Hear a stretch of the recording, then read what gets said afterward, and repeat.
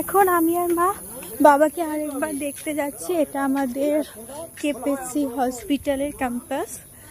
বাবা যেহেতু মানে নার্সিংহোমের খাবার একদমই খেতে পারছে না, সেই কারণে আমরা রুটি আর তড়কা নেওয়ার প্ল্যান ছিল। তড়কা পাওয়া যাচ্ছে, পাওয়া গেছে, টাইমটা একটু বেশি লাগবে। আর এখানে তো বাবাকে দেখতে গেলে একটা টাইম লাগবে, সেই টাইমের মধ্যে যেতে হবে, মানে 4টে থেকে 6টা, এখন 5:30 অলমোস্ট বেজে গেছে।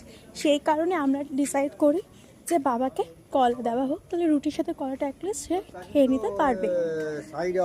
এই যাচ্ছি, এই যে সামনে যে লাইটটা দেখতে পাচ্ছ, এখানে মার্কেটিং। এই যাচ্ছে, এই ব্লগগুলো আমি আগেই করে রাখছি, এখন ছাড়বো না। বাবা সুস্থ হয়ে বাড়িতে ফিরুক, তারপর ছাড়বো।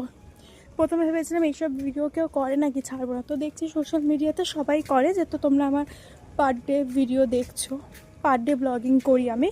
তো